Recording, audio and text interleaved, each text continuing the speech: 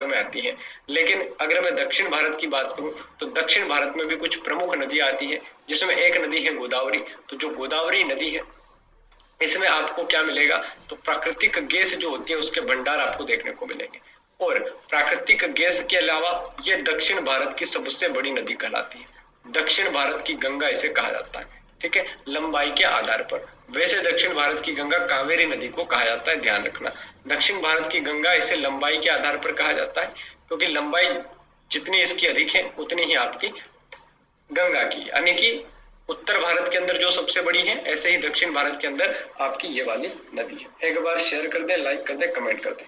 चलो, वेगई नदी जो है ये भारत में सबसे दक्षिण में बहती है। तो वेगई नदी के अलावा कोई भी नदी भारत में सर्वाधिक दक्षिण में नहीं है, वेगई सबसे दक्षिण में आती है, ठीक है। अगर मैं बात करूं ताप्ती नदी की तो ये पश्चिम में बहती है, और ये जो ताप्ती नदी है ये मध्य प्रदेश से निकलती है, और ताप्ती नदी मध्य प्रदेश से निकलते हुए गुजरात के अंदर जाती है, और यहां से निकलती है बैतूल के मुल्ताई से, और इधर ये जाती है आपके अरब सागर में बंगाल की खाड़ी में, ठीक है। अरब सागर में जाती है, बंगाल की खाड़ी में नहीं जाती है, ठीक है, बंगाल की खाड़ी में नहीं जाती है, अरब सागर में जाती है। और ये सूरत के अंदर इस पर एक बंदरगाह भी है, ठीक है। सूरत के अंदर क्या है, बंदरगाह है।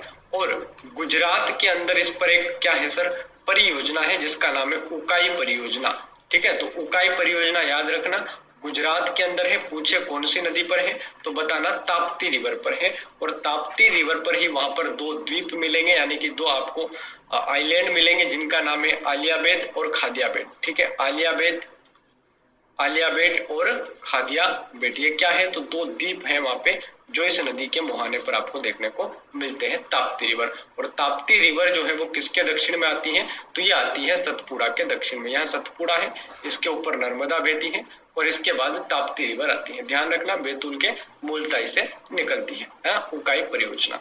कृष्णा नदी की बात करें तो आप सभी ने देखा होगा, कृष्णा नदी जो है त्र्यंबकेश्वर पहाड़ी, ठीक है, यहाँ से निकलती है, और ये आपकी कहाँ जाती है, तो बंगाल की खाड़ी में गिर जाती है। और ये जो कृष्णा नदी है और गोदावरी नदी है, ये दोनों ही एस्चुरी का निर्माण करती है, याद रखना, ठीक है। डेल्टा का निर्माण करती है, किसका सर, डेल्टा का। तो जो भी आपके बंगाल की खाड़ी तरफ जाएगी वो डेल्टा बनाएगी, और जो भी अरब सागर की तरफ जाएगी, जैसे कि ताप्ती हो गई, तो ये एस्चुरी का निर्माण करेगी, ठीक है। तो एस्चुरी और डेल्टा समझ में आ गया। एस्चुरी का मतलब होता है जब कोई नदी समुद्र के अंदर जाती है, तो इस प्रकार से मान लीजिए नदी आ गई, तो वो इस प्रकार से अंदर गिर जाएगी, यानी कि एक ही धारा के रूप में अंदर गिर जाएगी।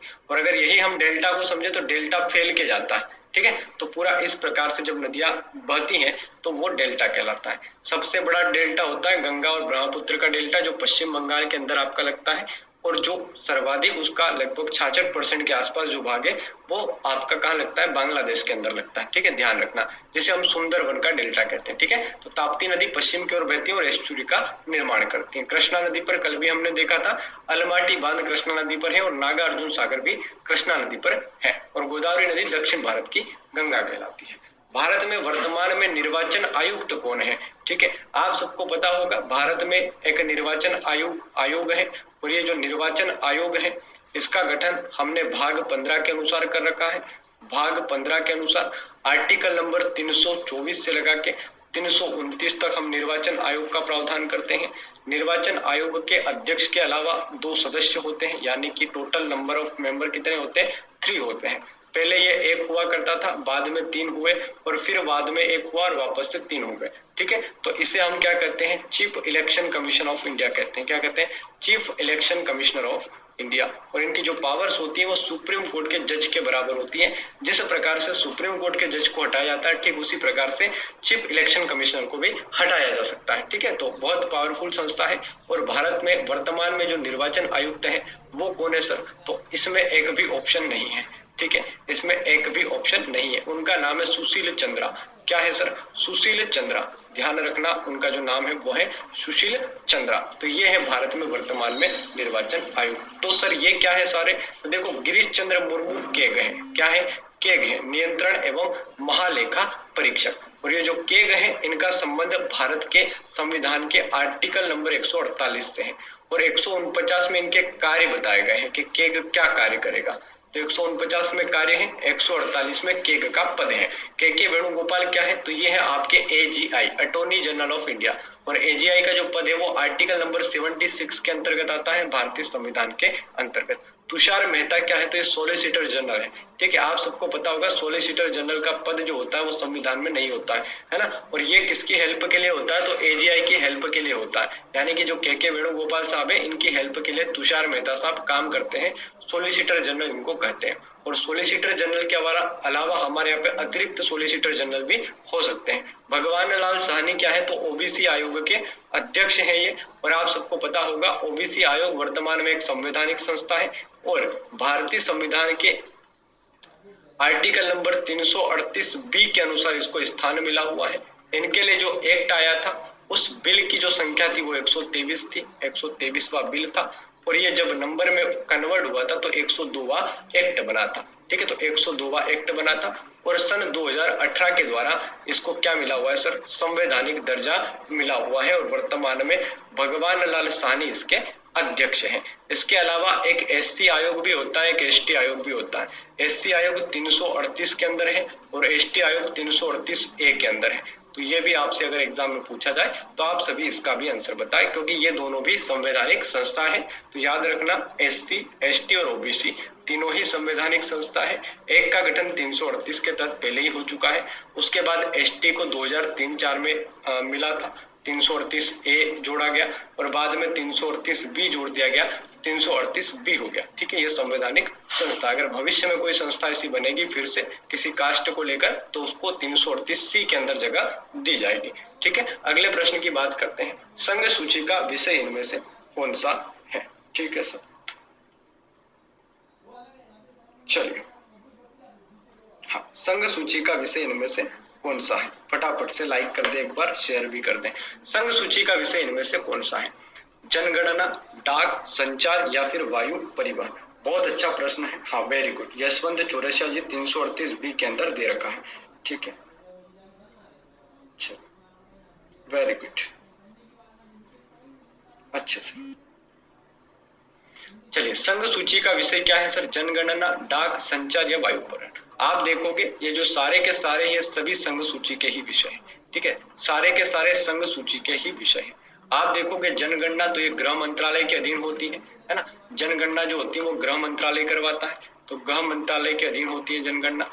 आपको याद करवाने के लिए मैंने ये चारों ऑप्शन दिए हैं, क्यों, क्योंकि पूछा जाता है कि इनमें से कौन सा संघ सूची का विषय है। ठीक है, तो आपको अगर क्वेश्चन में वो हो रहा हो कि सर ने गलत ऑप्शन दे दिया, तो ऐसा कुछ नहीं है, आप लोगों को पता होना चाहिए कि सारे के सारे जो है गृह मंत्रालय के अधीन है, और ये आपके संघ सूची का विषय है। ठीक है, तो एग्जाम एसएससी के अंदर अगर क्वेश्चन बन जाए कि इनमें से क्या है, तो ये आपके लिए है संघ सूची के विषय है सारे के सारे।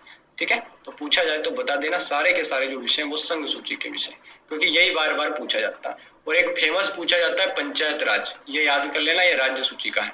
ठीक है, पंचायत राज पूछा जाता है, राज्य सूची का है। और ये सूचियां क्या होती हैं तो आप सभी जानते हैं, है ना, सूचियां क्या होती है, तो हमारे यहाँ पे 3 सूची होती है, एक होती है, 2 होती है और 3 होती है। एक को हम कहते हैं संघ, जिसमें आपका केंद्र सरकार कानून बनाती है, एक होती है राज्य, और एक होती है समवर्ती। समवर्ती में दोनों मिलकर बना सकती हैं, और संघ में संघ सरकार बनाएगी, राज्य में राज्य सरकार बनाएगी। और जब राज्य सरकार और संघ सूची में यानी कि समवर्ती सूची के अंदर जब कानून बनता है, तो जिसका केंद्र सरकार का जो कानून होता है वो पावरफुल हो जाता है। मान लीजिए समवर्ती सूची है और समवर्ती पर राज्य ने भी कोई कानून बना दिया और केंद्र ने भी कोई कानून बना दिया, तो कौन सा कानून ज्यादा प्रभावशील होगा, तो जो केंद्र बनाएगी वो ज्यादा पावरफुल होगा, ज्यादा प्रभावफुल होगा। ठीक है, ये ध्यान रखना। चले अगले प्रश्न की बात करें, तो इनमें से क्या शाहजहां ने नहीं बनवाया है। ठीक है, तो इनमें से क्या जो है वो शाहजहां ने नहीं बनवाया है, चार मीनार, मोती मस्जिद, दीवाने खास, ताजमहल। ठीक है, तो इनमें से 3 जो है ये बिल्कुल सही है, इसमें किसी प्रकार की कोई भी गलती नहीं है। इसमें एक जो है बिल्कुल सटीक तरीके से शाहजहां ने नहीं बनवाया, तो आप उसे चुने कि इनमें से कौन सा जो है शाहजहां ने नहीं बनवाया। फटाफट से करें, लाइक भी कर दें एक बार सेशन को, है ना, 207 लोग लाइव हैं, आप एक बार लाइक जरूर करें। देखो, मोती मस्जिद शाहजहां ने बनवाई है, आप सबको पता है दिल्ली किले के अंदर मोती मस्जिद मिलती है, आगरा के किले के अंदर भी मोती मस्जिद मिलती है। ठीक है, तो ये भी किसने बनाई है सर, शाहजहां ने ही बनाई है, शाहजहां ने। और आपको आंसर ढूंढना था कि किसने नहीं बनाया, तो दीवाने खास भी इसी ने बनाया है और ताजमहल भी इसी ने बनाया है, चार मीनार इसने नहीं बनाया। ठीक है, ये कुली कुतुब शाह ने बनाया था। किसने बनाया था सर, कुली कुतुब शाह। ये कुतुब मीनार नहीं है, 4 मीनार है, ठीक है। कुली कुतुब शाह, ध्यान रखना। और कुतुब मीनार किसने बनवाया था? कुतुब मीनार, कुतुब मीनार किसने बनवाया था? ये बनवाया था कुतुबुद्दीन ऐबक, ठीक है। इसमें वैसे 3-4 लोगों ने योगदान दिया था, लेकिन सामान्यतः कुतुबुद्दीन ऐबक को माना जाता है, ठीक है। तो याद रख लेना। इसके अलावा अकबर का बारे में पूछे, अकबर ने क्या बनवाया था, तो इसके बारे में आप ध्यान रखना। अकबर ने आपका फतेहपुर सीकरी बनाया था, ठीक है, फतेहपुर सीकरी। फतेहपुर सीकरी में दरगाह है, वो आपने बनाई थी, ठीक है। चलिए आगे बढ़ते हैं। इनमें से एक युग्म सही नहीं है, ठीक है। तो जो 4 युग्म दे रखे हैं, इसमें 101% एक गलत है, वो आपको चुनना है। बैरोमीटर वायुमंडल का दाब मापा जाता है। स्टेथोस्कोप से हृदय की गति मापी जाती है, जो डॉक्टरों के पास होता है। हाइग्रोमीटर द्रव का अपेक्षित घनत्व मापा जाता है। अमीटर से विद्युत धारा की माप की जाती है। चलिए भैया फटाफट से आंसर करें और ज्यादा से ज्यादा लेक्चर को शेयर भी करें, ठीक है सर। चलिए, अकबर ने फतेहपुर सीकरी बुलंद दरवाजा, बहुत बढ़िया, वेरी गुड। इनमें से एक जो है वो गलत है। तो देखो, बैरोमीटर के द्वारा वायुमंडल का दाब 101% मापा ही जाता है, ठीक है। स्टेथोस्कोप से हृदय की गति मापी जाती है। हाइग्रोमीटर से द्रव का अपेक्षित घनत्व नहीं नापा जाता है। अमीटर से विद्युत धारा नापी जाती है। तो सर हाइग्रोमीटर से क्या नापा जाता है? तो इससे वायुमंडल की आर्द्रता नापी जाती है। ध्यान रखना, एक होता है हाइड्रोमीटर और एक होता है हाइग्रोमीटर। तो हाइड्रोमीटर से नापी जाती है द्रव की आपेक्षिक घनत्व, और जो हाइग्रोमीटर होता है उससे वायुमंडल की आर्द्रता नापी जाती है, ठीक है। तो वायुमंडल की आर्द्रता किससे नापी जाती है? हाइग्रोमीटर से। और ये पांचों, ये जो चारों बता रहा हूं मैं, चारों ही इंपॉर्टेंट है, ठीक है। हाइड्रोमीटर लिख लो आप साइड में, हाइड्रोमीटर। और ये हाइड्रोमीटर से क्या नापा जाता है सर? द्रव का आपेक्षिक घनत्व, द्रव का आपेक्षिक घनत्व, ठीक है। ये सीधा आएगा प्रश्न, ठीक है। 3 स्टार लगाओ इस पे, ये प्रश्न आने वाला एग्जाम के अंदर, एसएससी जीडी वाले ध्यान देना। चलिए आगे बढ़ते हैं। जिम खाना स्टेडियम कहाँ स्थित है? तो जो जिम खाना है सर, है ना, जिम के बाद क्या करना है? खाना खाना है। तो फटाफट बता दो, जिम खाना स्टेडियम कहाँ है? मुंबई, दिल्ली, कानपुर, बेंगलोर। चलो फटाफट से पोस्टमार्टम करो इसका। ये बेंगलोर के अंदर कौन सा स्टेडियम आता है सर? चिन्ना स्वामी स्टेडियम आता है। कौन सा स्टेडियम आता है?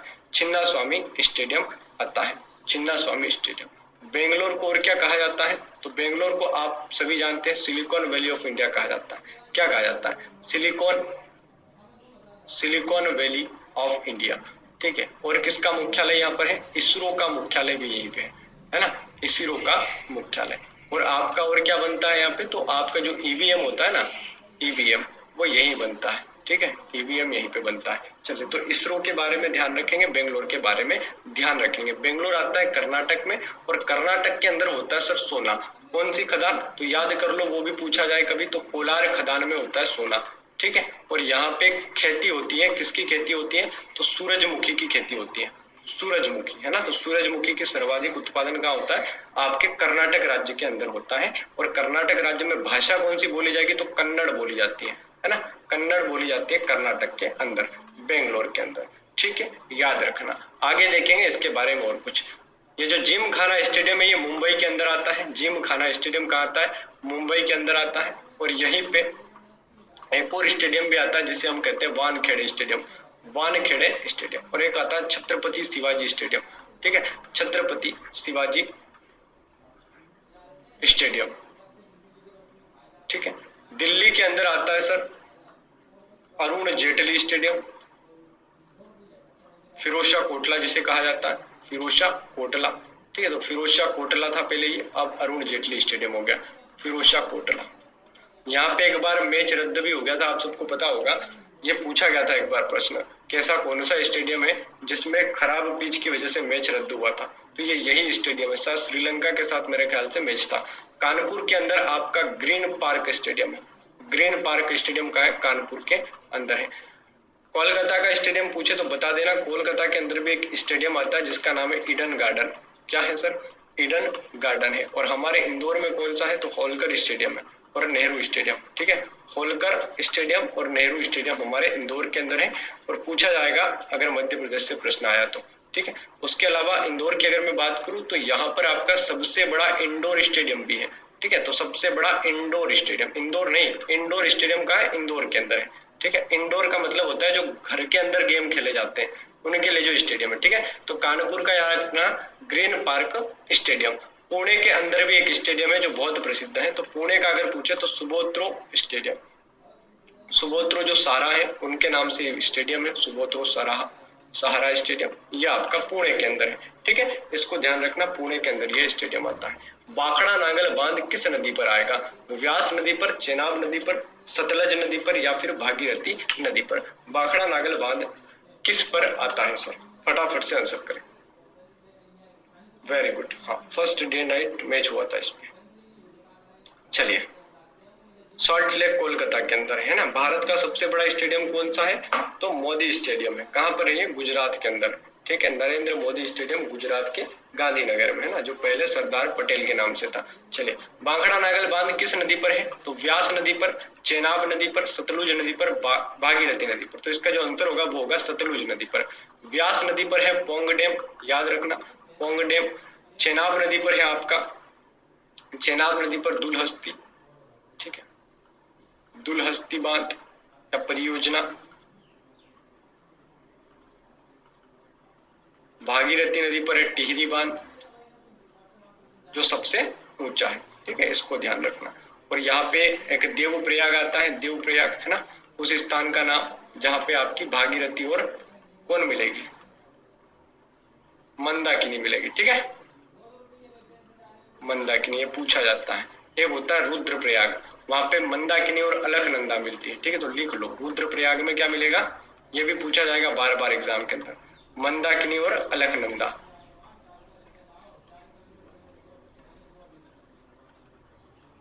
ठीक है, ध्यान रखना। अगला प्रश्न, तमिलनाडु, चलो और बाप रे कितने ऑप्शन है इसमें। तमिलनाडु में स्थित एक प्रमुख बंदरगाह कौन सा है? एन्नोर, पारादीप, मार्मागोवा, कांडला, नावाशोवा, बियो चिदम्बरम, न्यू मंगलोर। बहुत बेहतरीन प्रश्न। चलो चलो चलो, चलो ठीक है भाई, मैं एमसीक्यू करवाने नहीं आया हूँ, मैं क्वेश्चन करवाने आया हूँ कि एसएससी जीडी के अंदर यहाँ से पेपर आ जाए। ठीक है भैया, एमसीक्यू करना था, बुक खरीद के कर लो, लगा लो, फटाफट से आगे बढ़ जाओ। ठीक है, चलो, एमसीक्यू जिसको करना है आप लूसेंट की बुक खरीद ले, वहां से एमसीक्यू लगा ले। ठीक है, जिसको पढ़ना है वो पढ़ ले। ठीक है, क्योंकि जिसके पास कोर्स नहीं है, जिसने कोर्स नहीं लिया है, वो यहाँ पे देख सकता है। चलो भैया, वेरी गुड। इसका जो आंसर होगा सर एन्नोर होगा। ठीक है, ये आता है तमिलनाडु के अंदर। पारादीप कहाँ आएगा? उड़ीसा। मार्मागो, ये सारे के सारे बंदरगाह के नाम है, ये गोवा के अंदर है। कांडला गुजरात के अंदर आता है, याद कर लो।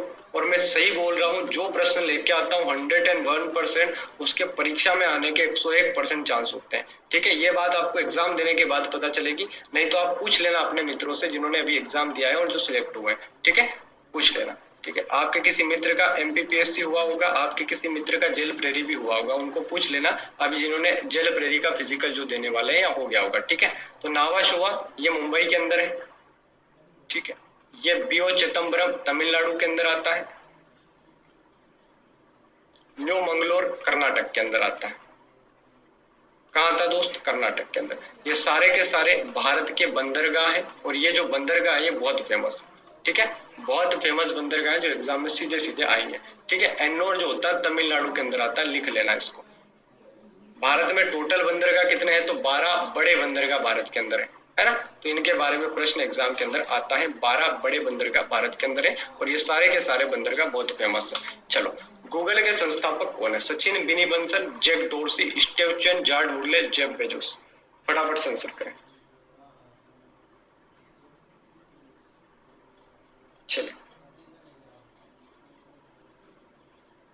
फटाफट से आंसर करें। गूगल के संस्थापक कौन है? गूगल के संस्थापक कौन है?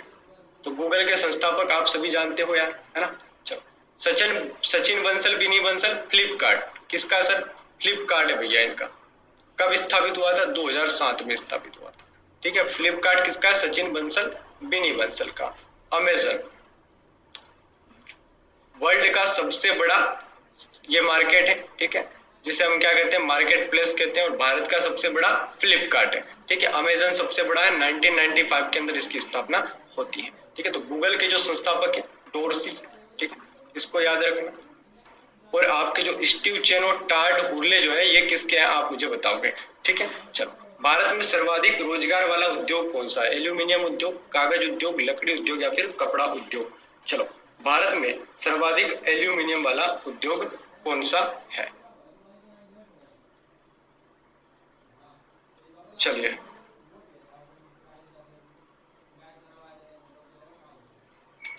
ये एग्जाम में प्रश्न आते हैं भैया। हाँ, फ्लिपकार्ट भेज दिया है मंत्रा को, ठीक है, लेकिन मंत्रा और फ्लिपकार्ट, ठीक है, ध्यान रखना, मंत्रा के पास चला गया लेकिन अभी भी फ्लिपकार्ट के नाम से कंपनी रजिस्टर्ड है।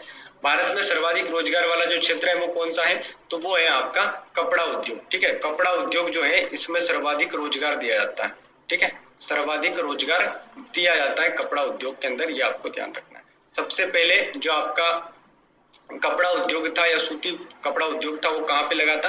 तो पश्चिम बंगाल के अंदर लगा था। ये भी प्रश्न आ सकता है एग्जाम के अंदर, है ना। और पश्चिम बंगाल के अंदर भी कहा? फोर्ट ग्लास्टर के अंदर, ठीक है, फोर्ट ग्लास्टर के अंदर ये लगा था सर। फोर्ट ग्लास्टर के अंदर जो आता है पश्चिम बंगाल के अंदर, इसको ध्यान रखना। सबसे पहले कागज उद्योग कहाँ लगा था? तो बिहार के अंदर, ठीक है। चलो आगे बढ़ते हैं। एल्यूमिनियम, एल्यूमिनियम के लिए एक सेल होता है, ठीक है, steel authority of India limited, इसकी स्थापना होती है सर 1974 के अंदर, ठीक है। तो इसको याद रखना, सेल इंडिया लिमिटेड है, एल्यूमिनियम के लिए काम करता है भारत सरकार की तरफ से और एक सार्वजनिक कंपनी है। जानकी रमन समिति का संबंध किससे है? ठीक है, केंद्र राज्य संबंध से, बैंकिंग सुधार से, ठीक है। उसके अलावा फिर केंद्र राज्य संबंध आ गया, ठीक है, इसको हटा दो यहाँ से। हथकरघा से, हथकरघा उद्योग से। तो जानकी रमन समिति का संबंध किससे है? फटाफट से बताओ। सूती वस्त्र, सूती वस्त्र सर्वाधिक जो उद्योग है वो मुंबई में है, लेकिन सबसे पहले पश्चिम बंगाल में खुला था, ठीक है, ध्यान रखना। सूती वस्त्र उद्योग सर्वाधिक कहाँ है भैया? मुंबई के अंदर, मुंबई। लेकिन आपको ये नहीं पता होगा कि सबसे पहले सूती वस्त्र कपड़ा की जो कारखाने खुले थे वो पश्चिम बंगाल में खुले थे और वहां पे भी फोर्ट ग्लास्टर के अंदर, ठीक है, सबसे पहले। तो लिख लो आप, नहीं तो आप फिर मुझे बोलोगे कि सर आपने गलत पढ़ा दिया, है ना। तो सबसे पहले पश्चिम बंगाल में और वर्तमान में सबसे ज्यादा कहाँ है? तो मुंबई के अंदर है।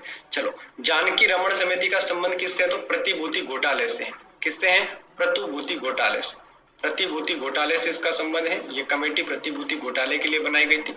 केंद्र राज्य संबंध के लिए सरकारिया आयोग काम करता है, सरकारिया आयोग बनाया गया था केंद्र राज्य संबंध के लिए। बैंकिंग सुधार के लिए गोईपोरिया समिति बनाई गई थी, गोईपोरिया समिति, ये याद रखना, आएगी एग्जाम में। गोईपोरिया समिति बैंकिंग सुधार के लिए बनाई गई थी, ठीक है सर। हथकरघा उद्योग के लिए मीरा सेठ समिति काम कर रही थी, मीरा सेठ समिति। एक दो और फेमस समिति है, एक है दिनेश गोस्वामी समिति, दिनेश गोस्वामी समिति।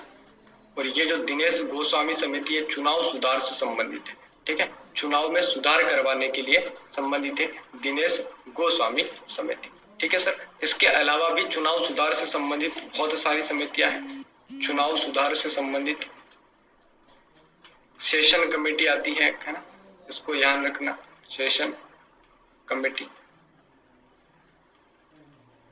एक संथानम कमेटी होती है जिसका संबंध केंद्रीय सतर्कता आयोग से है, ठीक है, संथानम कमेटी। ये सारे ही फैक्ट बहुत इंपॉर्टेंट है दोस्तों, बहुत ज्यादा इंपॉर्टेंट है, ठीक है। संथानम कमेटी जो है केंद्रीय सतर्कता आयोग, केंद्रीय सतर्कता आयोग, ठीक है। केंद्रीय सतर्कता आयोग जो है ये आपका, इसका जो सदस्य होता है वो 4 साल होता है, ठीक है, ध्यान रखना, इसका इंपॉर्टेंट है बहुत। क्यों? क्योंकि इसका जो अध्यक्ष होता है वो 4 साल के लिए ही बनता है। बाकी सभी में आप देखोगे कोई 5 होगा, कोई 6 होगा, लेकिन इसका 4 होता है। बाबर का मकबरा कहाँ है? दिल्ली में, सासाराम में, आगरा में, काबुल में या फिर सिकंदरा में? चलो, बाबर का मकबरा कहाँ है भैया? हाँ, इलेक्शन कमीशन से संबंधित है, चुनाव सुधार, दिनेश गोस्वामी समिति, बहुत बढ़िया। ये डिसलाइक वही करके गया है जो बोल रहा था सर एमसीक्यू फटाफट करवा दो, ठीक है। चलिए, देखो यार बुरा मत माना करो क्योंकि पढ़ना सबको है, ठीक है। क्योंकि आपको पता है ये जो एसएससी जीडी वाले हैं ना, इन्होंने तो कोर्स ले रखा है। ये जो बोलते हैं ना सर ऑब्जेक्टिव करवा दो, ये साले कोर्स वाले हैं सब, ठीक है। जहां भी पढ़ रहे होंगे, मेरे से पढ़ रहे होंगे या कहीं भी पढ़ रहे होंगे, इनको बस ये है कि सर ने पढ़ा दिया तो हमारी बस प्रैक्टिस हो जाए, बाकी बच्चे क्या करेंगे, ठीक है। तो आप लोग ध्यान से सुनना, जिनने कोर्स नहीं लिया है, आपको अगर बोरिंग लगे तो लग जाने दो, लेकिन उसको ये रट लेना, ठीक है। एक अलग कॉपी में लिख लेना सारे फैक्ट को, है ना, और आप पढ़ लेना इन सारी चीजों को। बाबर का मकबरा कहाँ है सर? काबुल के अंदर।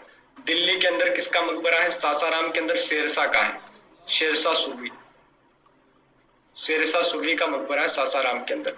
ठीक है सर, ध्यान रखना। चंदेरी के अंदर किसका मकबरा है? चंदेरी के अंदर फटाफट से बताओ। मोहम्मद गोस, सही है क्या? चलिए आंसर बताना इसका।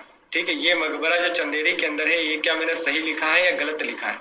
कौन बताएगा? 5 रुपए पेटीएम से सीधे। ठीक है, चलो आगे बढ़ते हैं। एक प्रसिद्ध मंदिर पुरी जो रथ यात्रा के लिए जाना जाता है, इनमें से किस राज्य में आता है? उड़ीसा, राजस्थान, तमिलनाडु, जम्मू कश्मीर या फिर तंजावुर? ठीक है सर, कहाँ पे भाई? आदर्श गोस्वामी जी, कहाँ यूट्यूब की बात कर रहे हो, पेट की बात कर रहे हो? आदर्श गोस्वामी चलिए हाँ, गलत है, ग्वालियर में। ठीक है, तो चंदेरी में किसका है फिर बताओ फटाफट? चंदेरी में किसका है? चंदेरी में बता दो फटाफट, याद था आप लोगों को? चलो चंदेरी में बताओ किसका होगा? बेजू बावरा।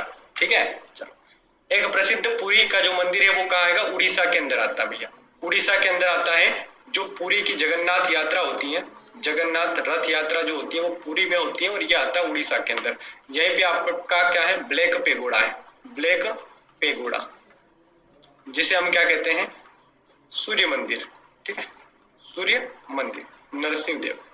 राजस्थान के अंदर हमने देखा था पुष्कर यहाँ पर है, और यहाँ पे ब्रह्मा जी का मंदिर है, और कहा जाता है कि ये देश में एकमात्र ब्रह्मा मंदिर है, ब्रह्मा मंदिर। ठीक है, तमिलनाडु के तंजावुर की बात करें तो तमिलनाडु और तंजावुर एक ही है। तमिलनाडु के अंदर बृहदेश्वर मंदिर यहाँ पे आता है, बृहदेश्वर मंदिर। तमिलनाडु में रामेश्वरम मंदिर भी आता है, रामेश्वरम मंदिर।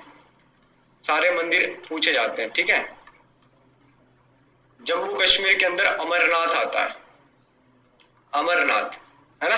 पूछा जाए कि अमरनाथ जो यात्रा होती है जिसपे लोग जाते हैं, ये कहाँ आता है? तो जम्मू कश्मीर के अंदर आता है। चलो आगे बढ़ते हैं। चैलेंजर गर्त किस महासागर में आएगा?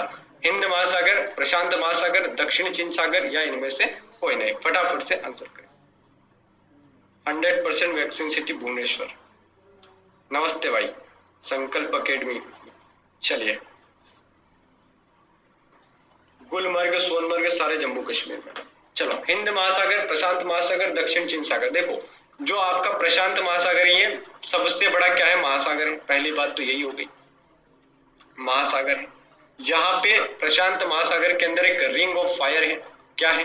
रिंग ऑफ फायर है, जो सर्वाधिक कौन सा क्षेत्र है? एक तो सर्वाधिक भूकंप का क्षेत्र है, सर्वाधिक भूकंप यहाँ आते हैं, और एक आपके सर्वाधिक ज्वालामुखी के विस्फोट भी यही होते हैं।